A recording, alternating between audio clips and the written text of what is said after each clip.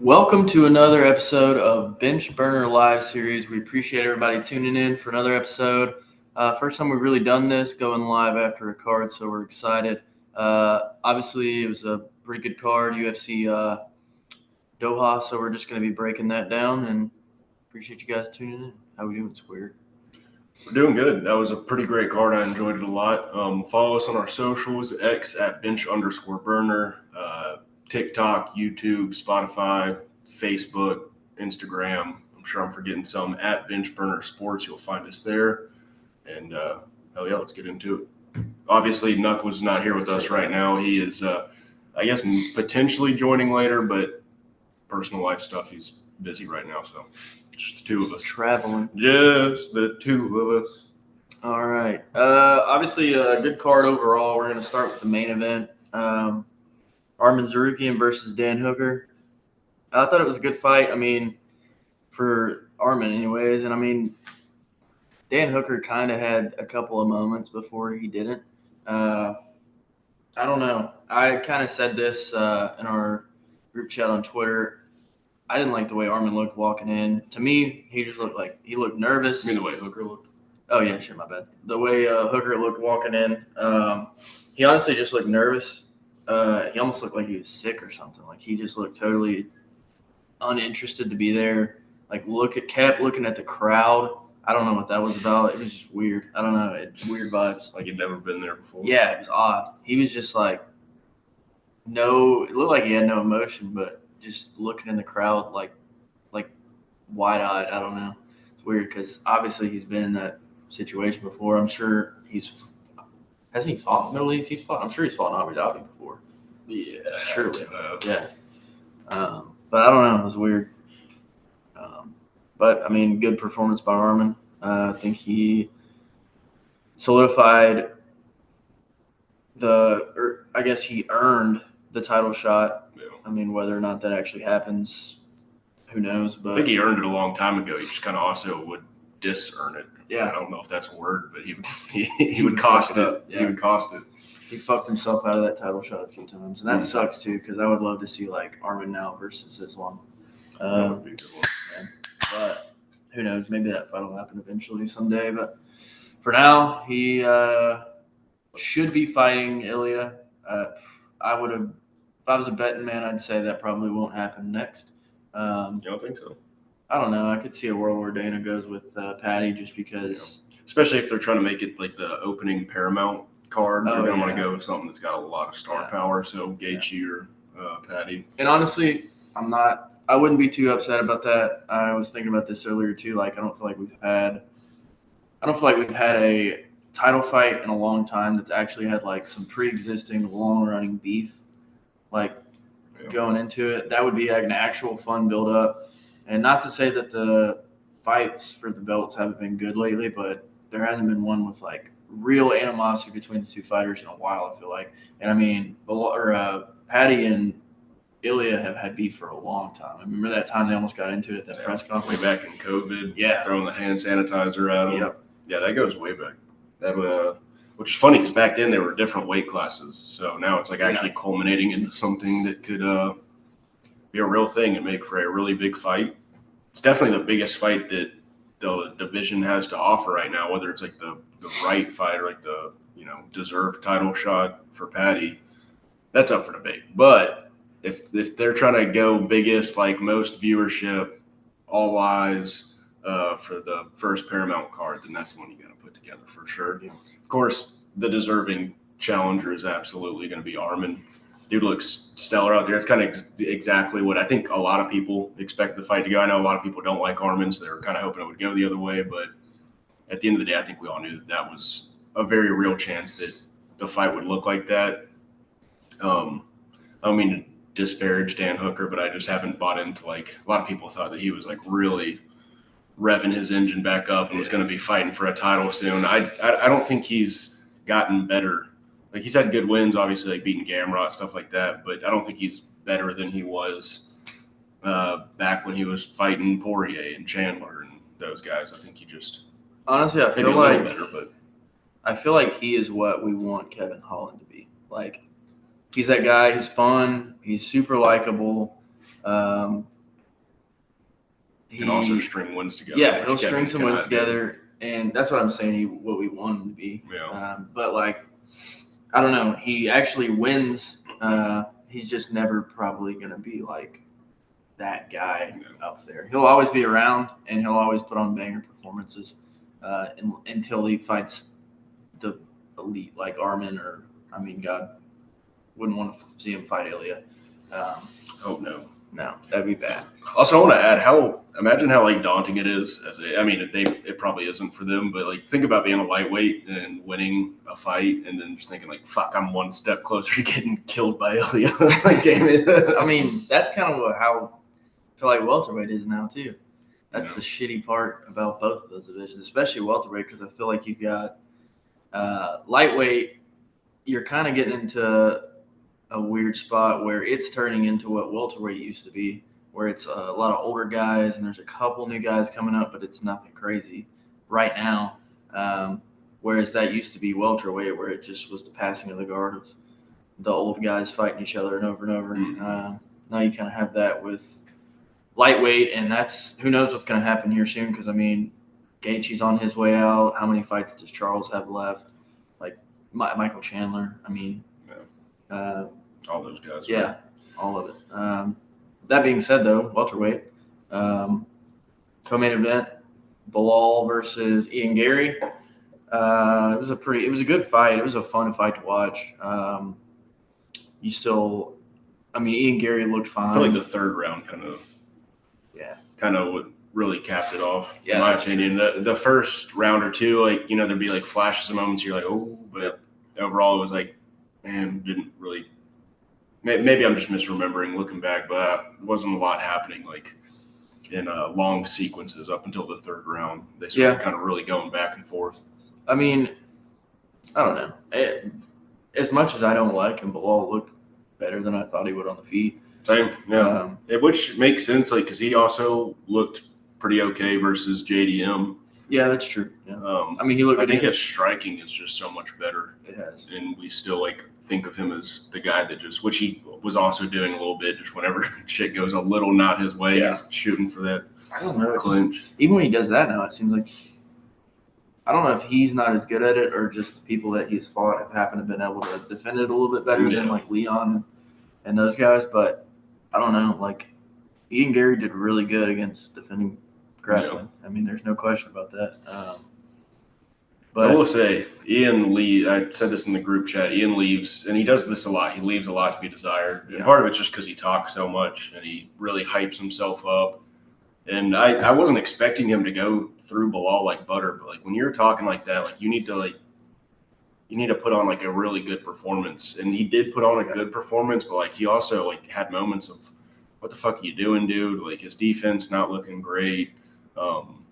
He relies on like slipping away from shots a lot, which is, it comes down to me, like he wants to be Conor McGregor so bad. And if you're going to talk like Conor, dude, you got to perform. Like winning's not enough. Like winning, especially in that way, it's just not enough. Like, and then did you see him in the post fight just a minute ago?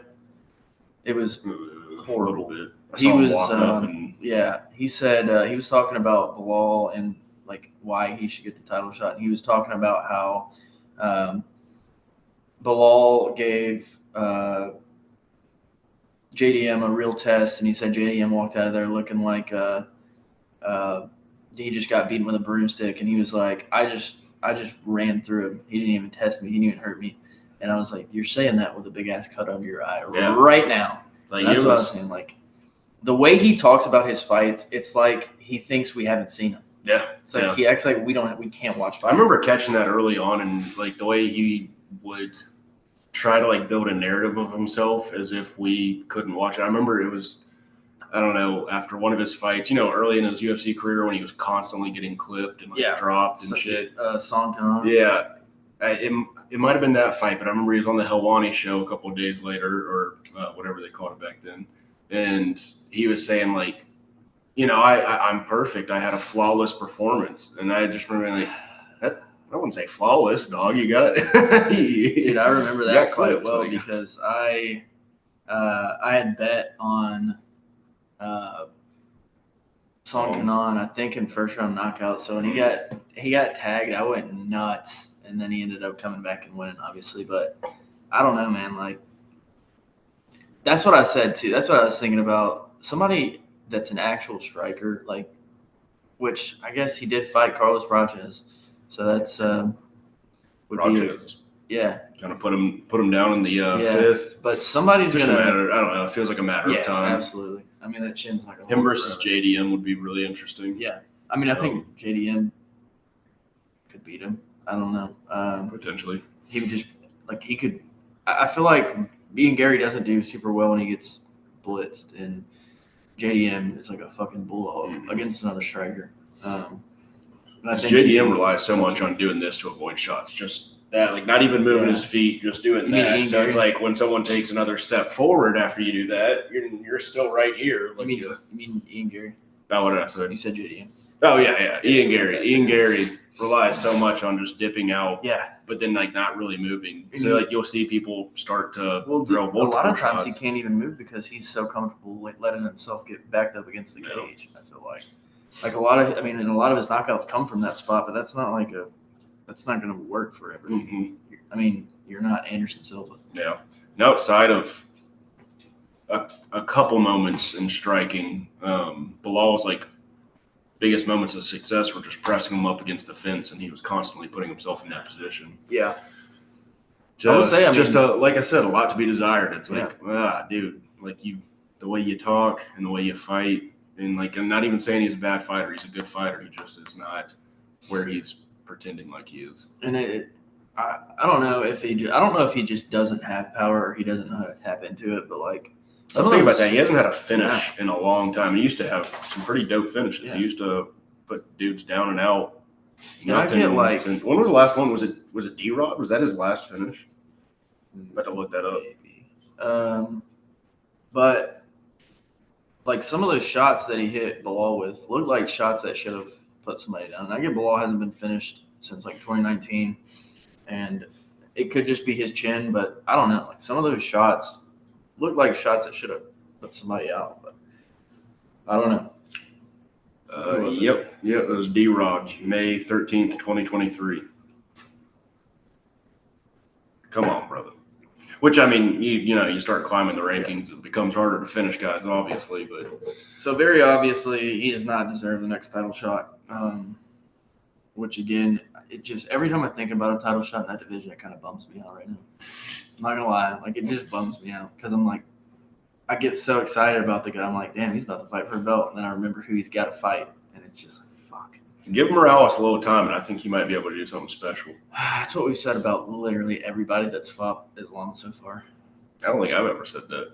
Oh, not never, but I mean the way the guy was prepared for the grappling made it very hard for Sean to even try to implement his game plan. His stance was good. I totally agree. Give him time. Definitely first give him time. Let him get a couple more. I know some people are trying to like rush that dude right into it, which he is young, so it's like he can't afford to lose, but like why do that? I don't know. I don't know. I think unfortunately Islam is just different. But I hope to God probably. Let's see. Next up was Volkan Ozdemir and Alonzo Menifield. Volkan Ozdemir looked fucking nasty. Love it. No time, baby. I'm a dumbass and thought it'd be a good idea to last second bet on Alonzo Menifield by knockout. I literally had the bet built for Volkan Ozdemir knockout and was so sure. And then I listened to fucking UFC commentators like a dumbass and listened to Alonzo Menifield's stupid little recovery techniques and his cold plunges and all that shit. And I was like, maybe he's better. And then like my memory of every single fight he's ever had in the UFC just went out the window for some reason. Yeah. So I was like, why not? Yeah. I don't really have much to say on that fight other than, I mean, Volkan got going and dude, he could not miss. He just started like fucking poor Menifield was like rolling into punches. Like Volkan was just not to be stopped. It was like he came into that fight without a question in his mind that he was going to win. Yeah. And he just threw all caution to the wind and just fucking went. I mean, I don't even know it was like every single shot, like you said, every single shot he threw landed clean. I mean, and that was one of the, like, nobody really talked about it. That was one of the weirdest knockouts I've seen in a while. Like, Alonzo Minifield was fully standing, just out on his feet, like completely out. Like they showed the replay. The first shot, like he was literally like not even looking at Vulcan anymore. He was like looking off to the side, just standing there getting punched in the face and fell down. That was wild. But yeah, I mean, good performance by Volkanovski. He's one of those guys that's always been like in the top 10, it feels like, of light heavyweight, but has never made that step. I think they said something about like since his debut, he hasn't left the top 10. That's crazy. Something like that. He's like the Alexander Volkov of light heavyweight. Like always is right there, but just when he gets that elite test, can't pass it, which is kind of rare light heavyweight, I feel like. But oh god, Jack Hermanson and Oralby. I hope Jack Hermanson retires. That was brutal. I don't want to see that shit again. That was Come to think of it, dude, like looking back, first of all, I didn't even realize he was moving to welterweight to like a week ago. That was not a good idea. Like, obviously, a little bit of this is hindsight, but like, all right, dude, you just got brutally KO'd 5 months ago, I think it was. Yeah. So what do? You cut weight and become more fragile. But in his defense, if he was going to do it, this was the fight to take to do it, to test it, because Oralby was coming up from lightweight. So it's like, yeah. I mean, if you're going to test the waters, you would think that would be the safe way to do it, but no. Like, I mean, he was fully shelled up and still just got KO'd. So and I know, weird. And the punch didn't even land like flush. Like it landed on his ear decently, but like you could literally see in the replay his arm grazed past his head. Yeah. Like, I don't know. He just needs to hang him up. Is his brain in his ear? Like, how'd that happen? He needs to hang him up and then just go do like UFC jiu-jitsu or something. I know he's got like, I could be mistaken on this. I think he owns a gym in Norway. So There you go. you got your business. Just That and then compete in jiu-jitsu. Yeah. Or grappling, whatever. Because he's not. So I actually bet on him too, but like before this fight, if you go back and look at his losses, they're not bad losses. Like, I think they're names that, like, okay, like, that's not an unreasonable person to lose to. Gregory RoboCop, obviously, he hits hard as a freight train. Anybody could get knocked out by him. And then the fight before that, he beat Joe Piper. So it's like, it's not like he's on. Yeah, that's what I was saying. Did he use, like, the last of his energy to just beat Joe Piper? And then, I mean, in 2022, he lost to Roman Dolidze, which is not a great win. It's not aged well. Beat Chris Curtis. Lost a split decision to Sean Strickland, who ended up being the middleweight champion. Yeah. And I will say that should not have been a split decision. Yeah, true. And then that was ridiculous. I think it was Sal D'Amato, of course. Yeah, gave it to Jack, which was I do remember that. Now you talked about it, that was stupid. Yeah. But I mean, before that, then he lost to Marvin Vettori in 2020, which is not a bad loss in 2020. It's not like he's on some crazy streak of losing. It's just the way he's losing the fights he does lose. He's getting starched, which is just not good to see because he's such a likable dude too. Like, yeah, I don't want to see that. He definitely needs to call it. I just hate to sound pessimistic. There's no coming back from that. No, I mean that was a bad one. No, he looked 4-ounce sniper. Is that guru? I love that. Might start talking like him. Might start saying some shit. That's pretty good. What's up, 4-ounce sniper? Next fight was obviously our boy Waldo Cortez Acosta, friend of the show. Oh, what a guy! Beat up on Shamil Gaziev or Gaziev, whatever. Shamil Gaziev. Yeah, what a fucking dude. I mean, you talk about a guy that I feel like 2-3 years ago people did not like him. Like, he was not a fan favorite. People thought he was boring, me included. Yeah, he was notorious for. Like, was it him? Am I misremembering? It was him that did the Max Holloway and then shot the takedown. Yes. And he's telling you where he's about to take you. Yes, that was him. And he did have some boring fights early in his UFC career. But what a fucking turnaround. I mean, now he's a fan favorite for good reason. Especially now, not last week, a couple weeks ago, gets poked in the eye. Everybody thinks the fight's over. Obviously, it's not. Comes back with one eye and knocks a dude out. And then comes in on short notice, flew to Qatar like 2 days ago, I think, and made weight. And then puts on that performance. Apparently, like cut 15 pounds in 2 days. Puts on that performance, and you could tell too because he looked so much bigger today than he did on the scale. We were talking about a 6-pack on the scale. He did not have a 6-pack today, but he looks good. He's a dangerous motherfucker. I'm happy for him. That made me, and I like Shamil a lot. So it was rough to see Shamil go down like that, but so impressive. Waldo, I'm sorry, Surreal. I know that you were doing great in that fight, but the way I see it, you fucked up and you poked Aspinall in the eyes and you ruined your chance. Now this guy's come along. He's exciting. He's done the UFC a massive favor. And then not only did he do the UFC a massive favor, but it paid off and he gets the reward for that. Give this guy the next title shot. Fuck it. Step aside, gone. You're gone. I want to see Waldo in there. I like the argument. I don't agree, but I like the argument. It's not going to happen. Yeah. They're going to do Surreal next. But what they should do is Waldo Cortez Acosta versus Alexander Volkov for a number 1 contender fight. I like that. Yeah. Especially, I mean, put it at the beginning of the year because it's not like I mean, I would imagine Gon and Aspinall will probably fight pretty early on in the year. And correct me if I'm wrong, Volkov hasn't fought in a while, has he? Volkov? He had that weird thing with Jelton. Oh, yeah, right. That same card as Aspinall. But didn't take any damage, really. No. Looked pretty pathetic. At all. Him and Jelton both. But God, yeah. We got to sit there and watch. Well, this would be a lot better of a fight between them two. But, do that early in the year and then number 1 contender fight. I'm sure Waldo's down for that. He seems to not care about quick turnarounds. No. So, especially when he didn't take any damage in this one. And like you said, I like Gazib too. Watching him fight, I mean, I do feel like this was bound to happen. Just the way, I mean, he just something about the way he was moving, and like the second the fight started, the way he was moving versus the way Waldo was moving, I was like, oh, this is about to go bad for He looked like a drunk dude in there or something. like he was drunk fighting at a bar.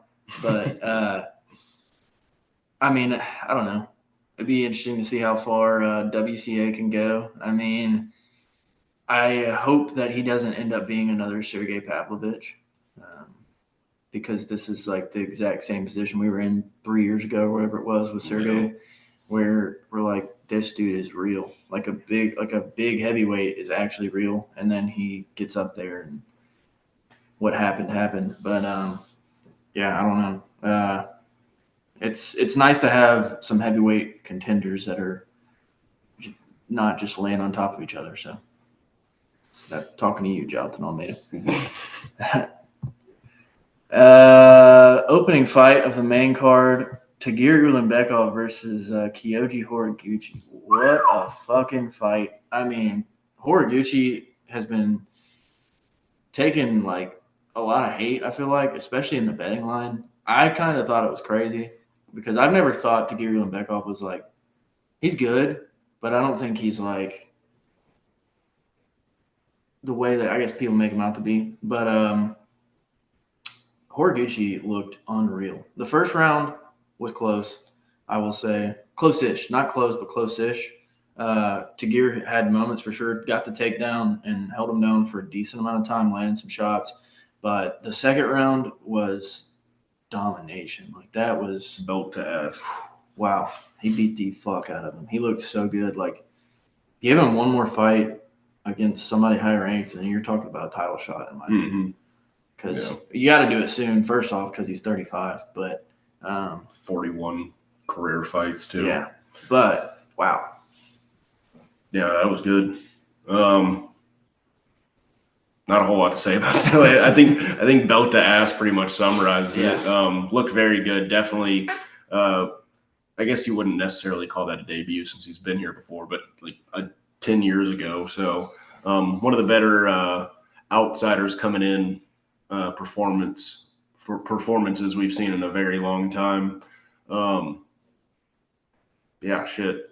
Go ahead and get him up there. We got obviously we got the that next week? Holy shit. Joshua. No, week after next. Week after next? Okay. Weekend. All right. Right. So coming up, we got Van versus Pantoja. Things are going to shake out. It'll be interesting to see how that plays out. Who do you put? Especially if Pantoja wins, and this is a guy who's ran through so much of the division. That'll definitely help things. Wonder who do you put? Maybe like Horiguchi versus Kopp for a second time to see who fights for the belt next, arguably. Yeah. Or Kaikar France, but Kaikar France. He said he's taking the rest of the year off. That's why he pulled out of the rankings. Oh, like all of next year? Yeah. Oh, shit. Yeah. Wow, that's I don't know why you would do that. But I was wondering what that was about. I never heard anything down. He's young, doesn't he? Kai? Yeah. I don't know how old he is. Fairly young, I think. He looks young as fuck. He looks good. Yeah, he always got like no facial features, so it's hard to see anything like wrinkly. 32, so fairly. Probably wouldn't at 32. I probably wouldn't take a whole year off voluntarily. Pulling yourself out of the rankings. Who knows where that's going to put him when he comes back? I mean, I'm sure they'd still put him against somebody at the top next time he came back. So. Right. I don't know. Yeah, I would say Manel Kopp probably the answer, even though they've already fought when in the UFC. Yeah. Was that in Risen or something? Yeah, I think so. I think Horiguchi subbed him. Let's look at the rankings real quick.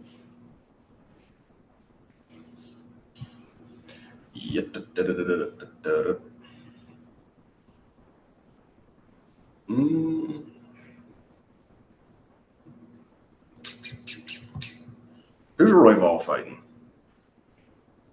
He's got one coming up. He's the main event of Kopp. Well, fuck, is he? Kopp? Damn. Well, that. Maybe the winner of that. That would make sense. The winner of that fighting in the last card of the year. Yeah. I mean, hell, you could also put him up against like a Tim Elliott. Well, I was thinking about like maybe on the buy. Yeah. Him. I mean, if you want to get him like 2 more fights before he fights for a title, you give him like a Tim Elliott who's coming off a win. Yeah. He had a lot of options there, actually. Yeah. Yeah. Amir Al-Bazzi. Damn, I haven't heard that name. Is Tyler matched up with anybody right now? What do I feel like he is? I don't know, dude. I was looking today. They don't have a lot of fights lined up for next year yet. Oh, he's fighting right. On 323. Yeah, I don't know. There's a lot of options there, especially with the fights coming up. Maybe you do the winner of that one against Horiguchi for a number 1 contender fight. That'd be good.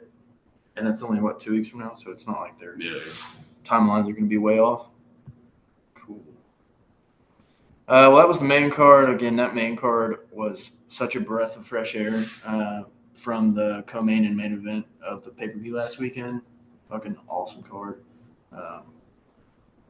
Featured prelim, Luke Riley. That dude he looked good. Not in the first round. Yeah, his own words. A rough first round. Kind of got grappled the whole time.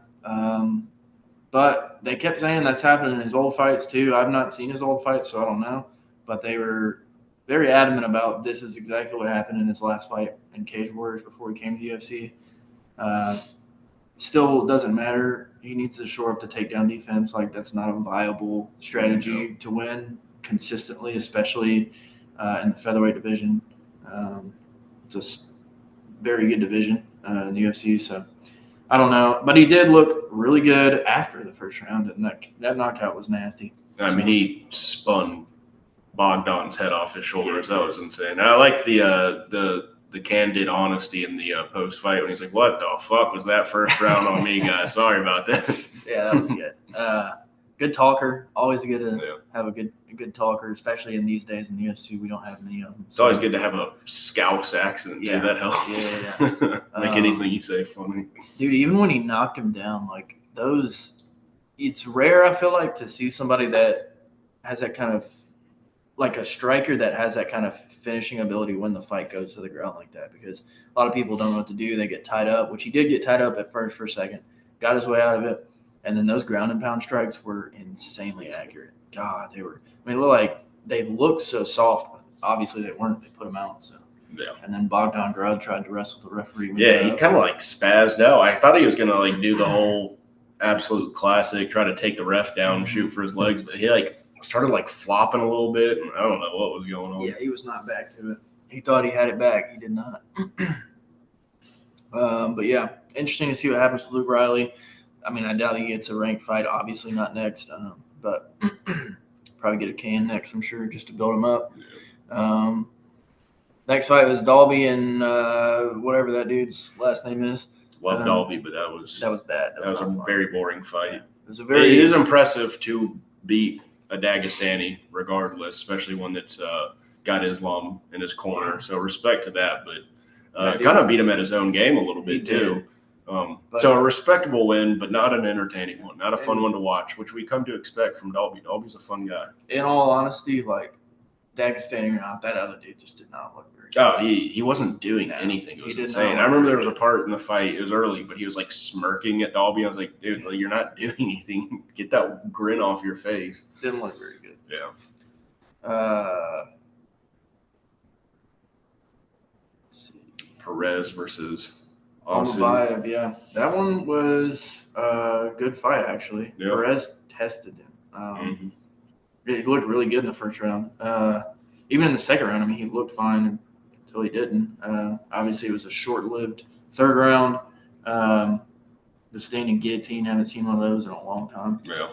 But Ozzy Almabayev, that was a good win by him. I feel like it's good to have that, like, adversity, and he faced it well. And yeah, he showed a lot of grit. Yeah, for sure. Felt bad for Perez. That dude just can't seem to catch a break, but it's a sport. Yeah.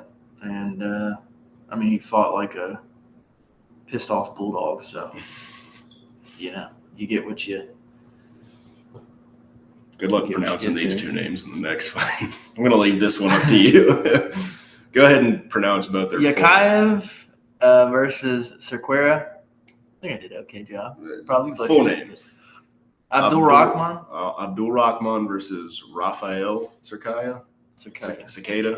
Yeah, that dude. I mean, that wasn't much of a fight. No. Came out like a fucking... Sakai, dude, has no business being in the UFC. He will be gone. Probably already is cut. They probably told him in Qatar, and he's probably having to take a cargo ship home. He's going by boat. Yeah. And then Yakayev, I mean, he looked fine. Not much to go off of. I mean, he came out guns blazing. It was impressive to just come out like a pissed off. I don't even know. What was it like? Spinning kick. Opened with a spinning kick. Jab, kind of like sprinting jabs, back, and then head kick, and then just to sink in that choke. Yeah.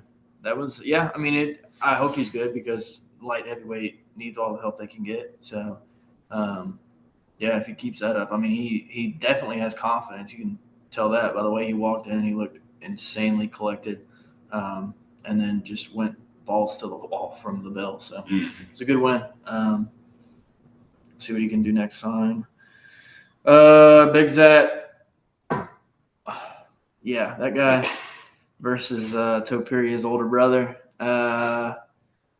Tondre is definitely not his brother. No. He's good and he's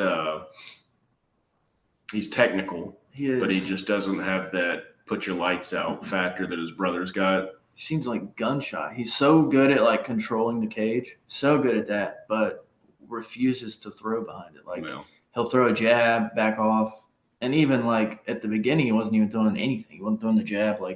And when he started throwing the jab, he was landing it, and then he landed a couple really good shots. But I mean, he just, like they were saying on the commentary, he's just hunting for one big one and not throwing like combos at all. He'll throw a jab, and then 10 seconds later try to land a looping overhand. Mm-hmm. It just doesn't work. But I mean, he looked pretty good. I mean, what's his name? Bekzad or whatever. Credit to him. He's that's a tough opponent right there. I mean, he gave Usman or Umar trouble. You can in tell, his debut. Dude, that motherfucker is fast. Like he's quick. No, I feel like he won the first round if I'm remembering correctly. He might have. Yeah, I think it was a close one. I think I did. I think I had it 29-28 to Korea, but Nordaya Diev, versus Ryan Loder. I did not actually see that fight. I was down here making coffee. Shit. Yeah. Well, I saw the knockout. I did see the knockout. Yeah, it was a quick one. But, blink and you'll miss it. Ishmael, if we did, if this was an official Stoking the Coals episode, which it sort of is in a way, it's the same concept. This would definitely be the spark of the card. It's the one that kind of fired us off. The first two fights were not much to write home about. This one really kicked off what it ended up being a pretty great card. I don't really remember much of the fight just because it went by, and the next thing I know, just Loader is kissing his own chest. Yeah. Just planted that one right on his face. Yeah. Nasty power. So definitely looking forward to the rest of this guy's whatever's next for him. We'll be on the lookout. Yeah, I was making coffee when that one went down. I got back to my TV whenever they were already doing the interview, but I did see the knockout. It was nasty. Mm-hmm. Yeah, the first two fights, I mean, Shit Rock, I think we said we were going to call him. Yeah. He looks really bad. I don't know. Not a fan. Really not a fan of this fella. Didn't look good at all. And he's a fugitive. Yeah. He just didn't look good. That's all you can really say. I don't know. He looks very slow. I mean, it looked like he was throwing like with 10-pound dumbbells in his hand. I don't know. Aliyev is a rough first fight in the UFC. It's a rough debut. So give him some grace there. I'm sure he'll look better whatever they give him next. I want to say they were setting him up for failure in this fight. 'Cause it's not like Aliyev's like, something crazy, but he is undefeated and he is good. So, well, correct me if I'm wrong too. They were hyping up Rock's grappling, and he shot a few takedowns, I want to say, but like really, really not good takedowns.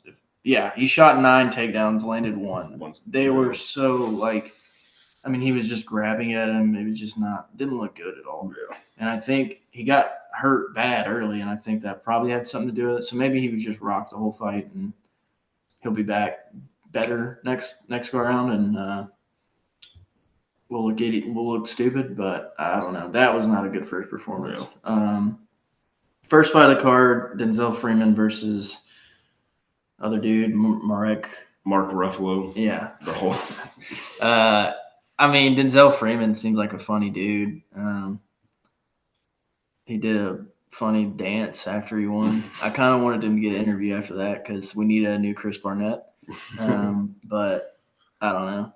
I missed the first 2 rounds of this fight, and then watched the third one, and I was like, I don't think I missed much. Yeah, it was not exciting. I was taking a shower, and then it was almost over, and I got out, and I really just saw him dance a little bit. So.